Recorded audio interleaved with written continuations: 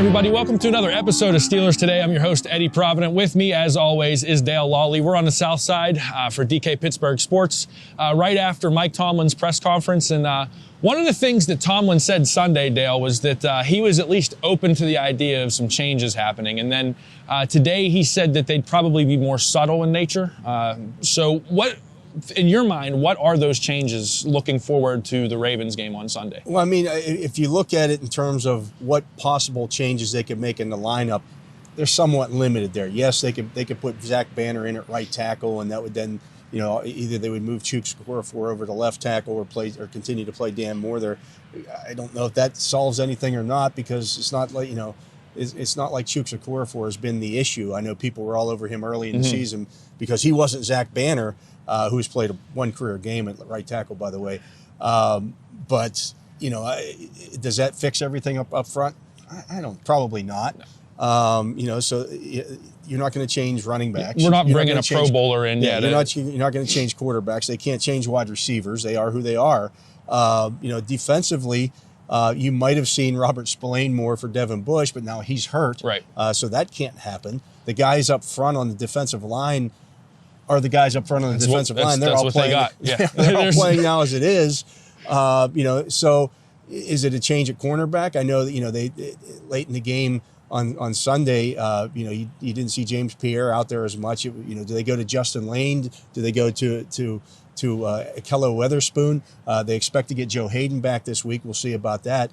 And it's not like Stephon Tuitt is going to come riding in on his white horse anytime soon. I asked Mike Tomlin about that today, and, you know, with 6 games left or heading into December, you know, if the expectation is now that Tuitt will miss the rest of the season, and Tomlin had no update, well, guess what? There's a 3-week ramp-up period. You know, so by the time you're activated off the injured reserve list, they play the Minnesota Vikings in Minnesota on Thursday next week. So you're only going to get one walkthrough type practice next week before you have to go play another game. They're not going to activate him. Yeah, it's looking less and less likely for sure. And it's my understanding that he's healthy enough now to play, at least to return to practice, but it's just not going to happen this year. One of the other guys that I wanted to, sticking on the defensive side of the ball, one of the names that keeps getting floated around, and I'm torn on him, is Buddy Johnson. It's not going to happen. You don't think so? No, he's a 4th-round pick. It's not going to happen. He's not even active on game days. Right. What makes you think that he's the answer? Just the fact that he's not Devin Bush? I think that's what everybody's looking at right now. So are Ulysses Gilbert and Marcus Allen. The only difference is they're on the active roster on Sundays because of special teams. Buddy Johnson's not the savior of this defense. And that's the part I said I'm torn out. It's one of those things where he's an unknown. You kind of want to see the unknown, but at the same time, the unknown could be a lot worse than... They're still trying, regardless of what everybody thinks, to win as many games as possible. That's the idea. That's the mentality. And guess what, folks? If they didn't have that mentality, you'd be complaining about that. Exactly. If they were the Pittsburgh Pirates and trying to lose game after game after game, you'd be mad about that. So don't get mad that they're still trying to win games and think that they're going to try to formulate plans to do so, because the people in that building back there, their jobs rely on this. That's what they're here to do. So they're not trying to lose these games. It's just it's happening, and it happens to everybody around the league. It's cyclical. You know, sooner or later, you are going to have seasons like this. It just does. It happens. Before we go to break, you brought up the Pirates real quick. Do you play catcher at all?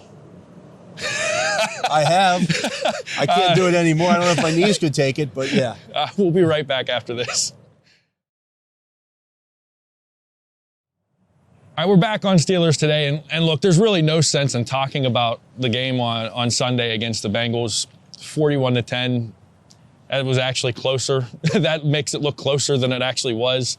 As Tomlin said, they stunk up the joint.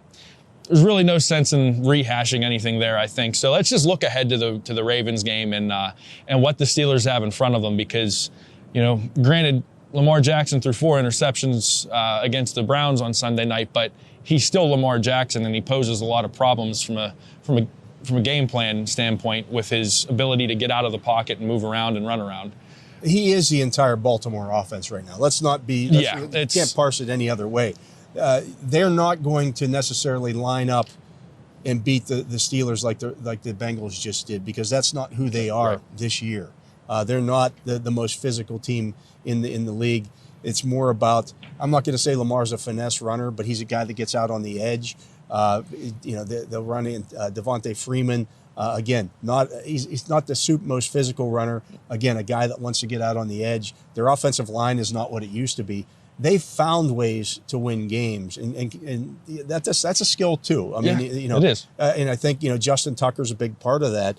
But this game, the Ravens have gotten by more so than have dominated. They're 3 or 4 plays away from being, 6-4 or 6-5 rather than 8-3. There's. It's a fine line. There's no doubt about it. And sometimes, again, you have seasons like that where you walk that line and you come out on the positive end of them. I have a lot of respect for the Ravens franchise. The people in Baltimore have a lot of respect for the Steelers franchise. I guarantee you, they're not looking at last week's game. Very similar, yeah. Yeah, they're not looking at that game and what happened against the Bengals last week and saying, well, these Steelers stink. Guess what? The Bengals beat the Ravens like that in Baltimore earlier this year. They did. The Bengals might be the best team in the division. So there's that. It doesn't mean that you want to go out there and lose to them 41-10.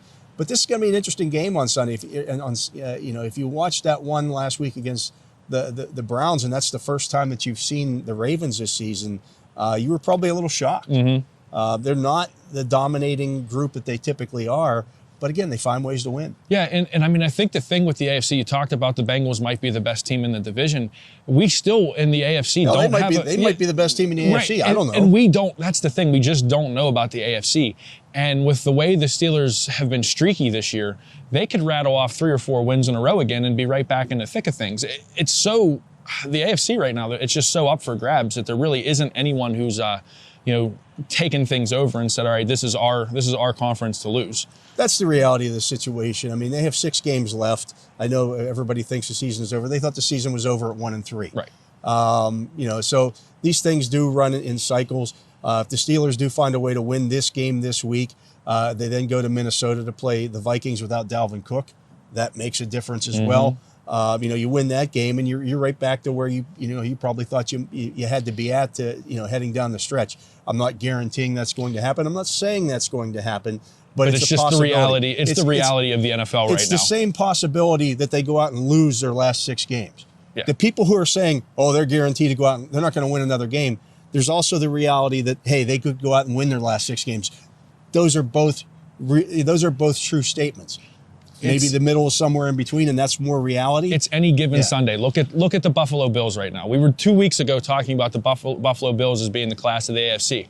Now they're not even first place in their own division. So it's completely up in the air with the AFC right now, and that's where I'm excited to see what the Steelers do moving forward because their backs are against the wall now. And now we get to see what this team's made out of. They put a completely terrible game on film on Sunday. Now let's see how they bounce back. Let's see what they have in that locker room. Like you said a couple weeks ago, Dale, there's no panic buttons in that building back there. So there will be a challenge button, though, and it will be the challenge. And it's activated right now. So we'll see what happens. It's going to be interesting to see. I think this Sunday really shows us what this team is made of. I think it's going to be an interesting game. For Dale Lolley, for DK Pittsburgh Sports, I'm Eddie Provident. Thanks for watching. We'll catch you next time on Steelers Today.